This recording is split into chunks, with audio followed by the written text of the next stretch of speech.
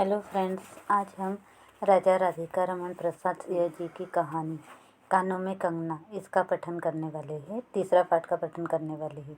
राजा राधिका रमन प्रसाद सिंह जी का जन्म 10 सितंबर 1890 में हुआ और इनका निधन 25 मार्च 1971 में हुआ। अभी हम इसका तीसरा पाठ पढ़ेंगे। कंकड़ी जल में जाकर कोई स्थायी विवर नहीं फोड़ सकती। क्षण भर जल का समतल भले ही उलट पुलट हो, लेकिन इधर उधर से जल तरंग दौड़कर उस छिद्र का नाम निशान भी नहीं रहने देती। जगत की भी यही चाल है। यदि स्वर्ग से देवेंद्र भी आकर इस लोक चलाचल में खड़े हो, फिर संसार देखते ही देखते उन्हें अपना बना लेगा। इस काली कोठरी में आकर इसकी कालिमा से बचे रहे, ऐसी शक्ति अब आकाश कुसुम ही समझो। 2 दिन में राम हाय जानकी कहकर वन वन डोलते फिरते 2 क्षण में यही विश्वामित्र को भी स्वर्ग से घसीट लाया। किरण की भी यही अवस्था हुई। कहाँ प्रकृति की निर्मुक्त गोद, कहाँ जगत का जटिल बंधन पाश, कहाँ से कहाँ आ पड़ी। वही अलौकिक भोलापन, वह निसर्ग स्वच्छवास हाथों हाथ लुढ़ गए। उस वनफूल की विमल कांति लौकिक चमन की मायावी मनोहारिता में परिणित हुई। अब आंखें उठाकर आकाश में नीरव बातचीत करने का अवसर कहाँ से मिले। मलय वायु में मिलकर मलयाचल के फूलों की पूछताछ क्यों कर हो। जब किशोरी नए साँचे में ढलकर उतरी, उसे पहचानना भी कठिन था।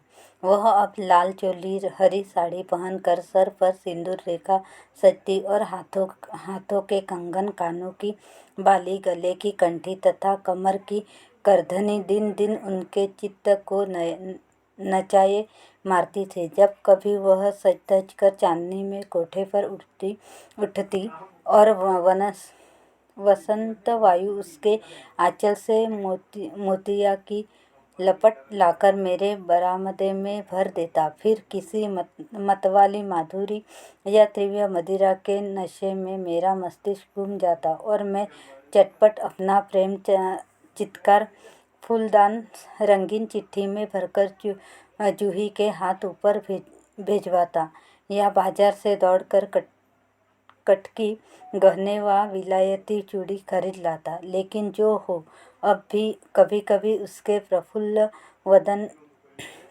पर उस आलोक की छटा पूर्वजन्म की सुख स्मृतिवत चली आती थी और आंखें उसी जीवंत सुंदर झिलमिल का नाच दिखाती थी। जब अंतर प्रसन्न था, फिर बाहरी चेष्टा पर प्रतिबिंब क्यों न पड़े। यो ही 2 साल मुरादाबाद में कट गई। एक दिन मोहन के यहाँ नाच देखने गया। वह किन्नरी से आंखें मिली क्या लीन हो गई। नवीन यौवन, कोकिल कंठा, चतुर चंचल चेष्टा तथा मायावी चमक, अब चित्त को चलाने के लिए और क्या चाहिए। किन्नरी सचमुच किन्नरी ही थी, नाचने वाली नहीं, नाचने वाली थी। पहली बार देखकर उसे इस लोक की सुंदरी समझना दुरूस्त था। एक लपट जो लगती किसी नशा सी चढ़ जाती। यारों ने मुझे और भी चढ़ा दिया। आंखें मिलती मिलती मिल गई, हृदय को भी साथ साथ घसीट ले गई।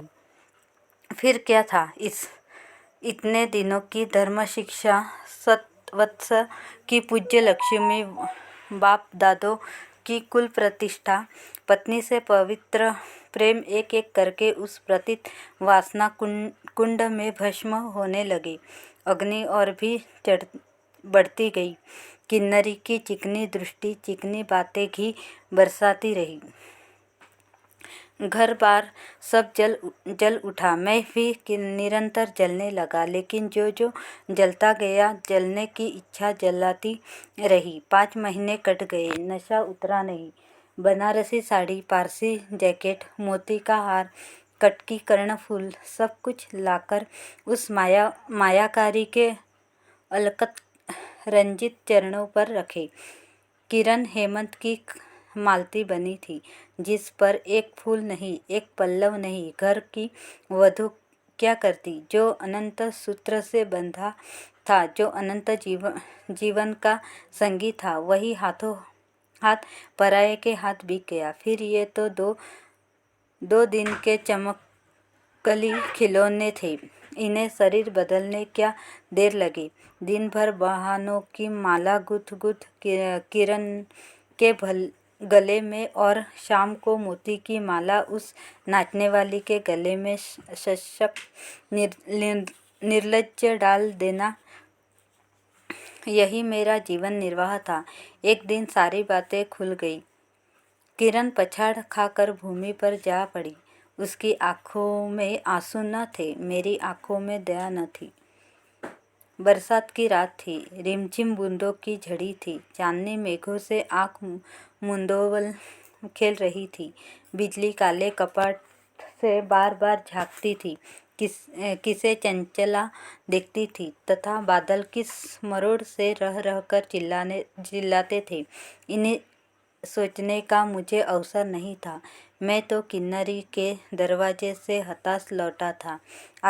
आँखों के ऊपर न चांदनी थी, न बदली थी। त्रिशंकु के स्वर्ग को जाते जाते बीच में ही टंकर किस दुख को उठाया, और मैं तो अपने स्वर्ग के दरवाजे पर सर रखकर निराश लौटा था।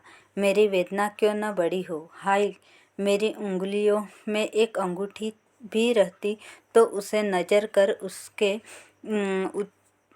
चरणों पर लौटता। घर पर आते ही जूही को पुकार उठा, जूही, किरण के पास कुछ भी बचा हो तब फौरन जाकर मांग लाओ। ऊपर से कोई आवाज़ नहीं आई, केवल सर के ऊपर ऐसे एक काला बादल कालांतकार के चिल्ला उठा। मेरा मस्तिष्क घूम गया। मैं तत्क्षण कोठे पर दौड़ा। सब संदूक झाँके, जो कुछ मिला सब तोड़ डाला, लेकिन मिला कुछ भी नहीं। अलमारी में केवल मकड़े का जाल था। श्रृंगार बक्स में एक छिपकली बैठी थी। उसी दम किरण पर झपटा। पास जाते ही सहम गया। वह एक तकिए के सहारे निसहाय निस्वद लेटी थी। केवल चांद ने खिड़की से होकर उसे गोद में ले रखा था, और वायु उस शरीर पर जल से भिगोया पंखा झल रही थी। मुख पर एक अपरूप छटा थी। कौन कहे कहीं जीवन की शेष रश्मि क्षण भर वही अटकी हो। आँखों में एक जीवन ज्योति थी। शायद प्राण शरीर से निकल कर किसी आश्रय से वहाँ बैठ रहा था। मैं फिर पुकार उठा, किरण, किरण, तुम्हारे पास कोई गहना भी रहा है? हाँ, क्षीण कंठ की काकली थी। कहाँ है? अभी देखने दो। उसने धीरे से घूंघट सरका कर कहा, वही कानों का कंगना। सर तकिए से ढक पड़ा, आंखें भी झिप गई। वह जीवंत रेखा कहाँ चली गई? क्या इतने ही के लिए अब तक ठहरी थी? आंखें मूंद पर जा पड़ी। वही कंगन थे, वैसे ही कानों को घेर कर बैठे थे। मेरी स्मृति तड़ित वेग से नाच उठी। दुष्यंत ने अंगूठी पहचान ली। भूली शकुंतला उस पल याद आ गई। लेकिन दुष्यंत सौभाग्यशाली थे, चक्रवर्ती राजा थे। अपने प्राण प्रिया को आकाश पाताल छान कर ढूंढ निकाला। मेरी किरण तो इस भूतल पर न थी कि किसी तरह प्राण देकर भी पता पाता, परलोक से ढूंढ निकालूं। ऐसी शक्ति इस दिन हीन मानव में कहा। चढ़ा नशा उतर पड़ा। सारी बातें सूझ गई। आँखों पर की पट्टी खुल पड़ी। लेकिन हाय, खुली भी तो उसी समय जब जीवन में केवल अंधकार ही रह गया। Thank you. आपने यह कहानी अच्छी तरह से सुनी।